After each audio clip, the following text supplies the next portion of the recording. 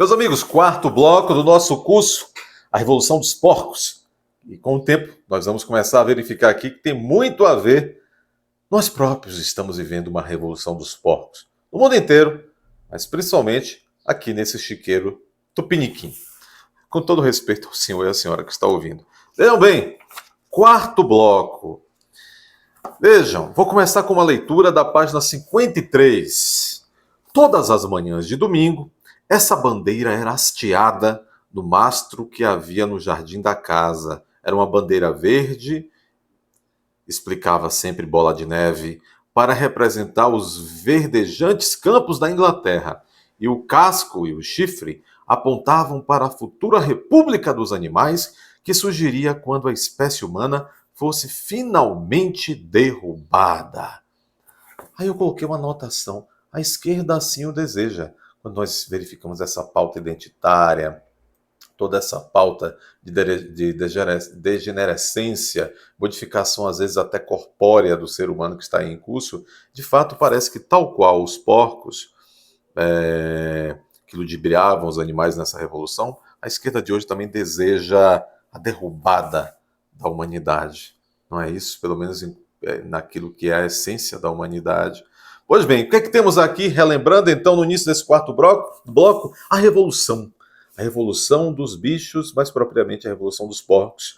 Eles tomaram o poder, expulsaram os humanos da fazenda, agora montaram essa república dos animais, mas é a república dos porcos nessa fazenda, vão trocar o nome da fazenda, vão colocar um nome próprio e começaram com os próprios ritos, os próprios rituais. A cada tempo se reúnem, fazem um hasteamento dessa bandeira, etc. E vão agora começar a tentar administrar essa fazenda segundo aqueles 7 princípios, 7 mandamentos do animalismo, que é a nova doutrina deles aqui nessa revolução. Lembrando, nesse momento os animais da fazenda declaram uma espécie de guerra ao mundo e às fazendas vizinhas. Eles querem tentar provar entre eles, pelo menos em tese, que conseguem viver sem os humanos e que essa administração dessa fazenda significará uma vida muito melhor para os animais. Há um desejo também dessa revolução dos porcos de fazer com que não apenas os animais desta fazenda tenham feito a sua própria revolução. Eles querem levar, isso se parece muito com o que a União Soviética o desejava e fez. Os animais aqui querem levar essa revolução dos animais, dos porcos, para todas as fazendas do mundo inteiro. E aí mandam os pombos, né? Os pombos correio, mandam outros animais a toda parte, principalmente nas fazendas vizinhas, tentar incitar os animais desses outros lugares a também fazer as suas próprias revoluções, derrubando os humanos desses outros lugares. Mas vamos lá. Então vejam, é doutrina esquerda, doutrina comunista socialista na veia. Vejam, e o lema? Tudo decorre, todos os princípios dessa revolução dos porcos decorrem, pelo menos o início, desse lema. 4 pernas bom, 2 pernas mal. Mas vejam, os porcos são considerados, como eu já disse, os mais inteligentes e por isso começam a administrar a fazenda, dando ordem aos outros animais, alocando esses outros animais em atividades que eles, os porcos, julgam que cada animal vai trabalhar melhor. Eles vão administrar essa fazenda do ponto de vista prático, da produção da fazenda e também do ponto de vista ideológico. Bom, mas não vai demorar muito. Essa administração, dividida, como eu disse a princípio, por 2 líderes dos porcos, o líder Bola de Neve, que é mais sofisticado, um esquerdista até, a certo ponto movido por boas intenções de implantar a igualdade entre todos os animais, e o outro líder, o Napoleão. Este sim, o roteiro vai revelar muitas coisas sobre esse Napoleão. Há também ali alguns principais auxiliares dentre os próprios porcos, vai aparecer um tal de um guincho. Esse guincho é como se fosse o Goebbels dessa situação toda, né?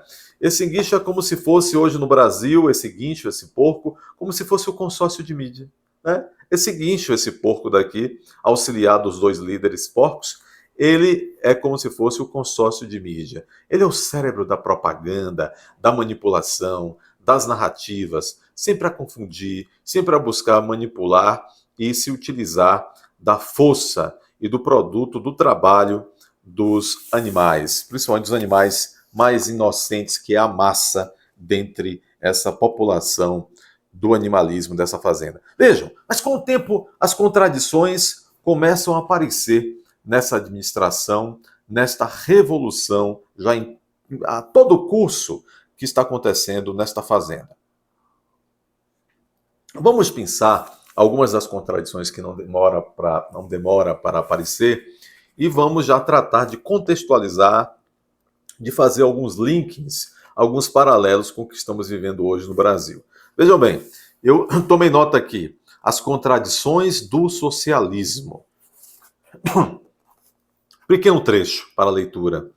O mistério do desaparecimento do leite rapidamente se desfez. O leite era misturado todo dia à comida dos porcos. Tá pegando aí? Tá ouvindo aí, Martina? O leite que desaparecia era misturado à comida de todos os animais? Não, apenas à comida dos porcos. Essa elite que foi sendo criada dentro dessa revolução. As primeiras maçãs estavam amadurecendo e a grama do pomar encheu-se de frutas derrubadas pelo vento. Os animais achavam que, naturalmente, todas essas maçãs seriam divididas entre todos os animais por igual. Um belo dia, porém, foi divulgada a ordem, essa ordem vinha dos porcos, de que todas as frutas derrubadas pelo vento deveriam ser recolhidas e levadas à sala dos arreios para serem usadas pelos porcos. Para serem usadas pelos porcos. Alguns dos outros animais ficaram resmungando ao saber disso, mas não adiantou nada. Todos os porcos concordavam a respeito desse ponto, até mesmo Bola de Neve, que era o líder mais moderado, e Napoleão, Guincho, o porco, o terceiro no comando, foi designado para dar aos outros as explicações necessárias. Veja que esse guincho, são as narrativas, né? Ele sempre vem para tentar manipular, trazer uma narrativa e convencer os animais em geral de que as medidas mais esdrúxulas todas estavam sendo tomadas para o próprio bem dos animais. Vejam o raciocínio desse guincho e se vocês conseguem identificar alguma semelhança com aquilo que é produzido e feito hoje no Brasil pelas narrativas. Diz o guincho sobre esse fato de o leite só ser comido pelos porcos, as maçãs serem destinadas aos porcos e não a todos os animais. Vejam, e desobedecendo aquelas regras da igualdade dos 7 mandamentos aqui da revolução deles. Diz o guincho, camaradas, vocês não estão pensando.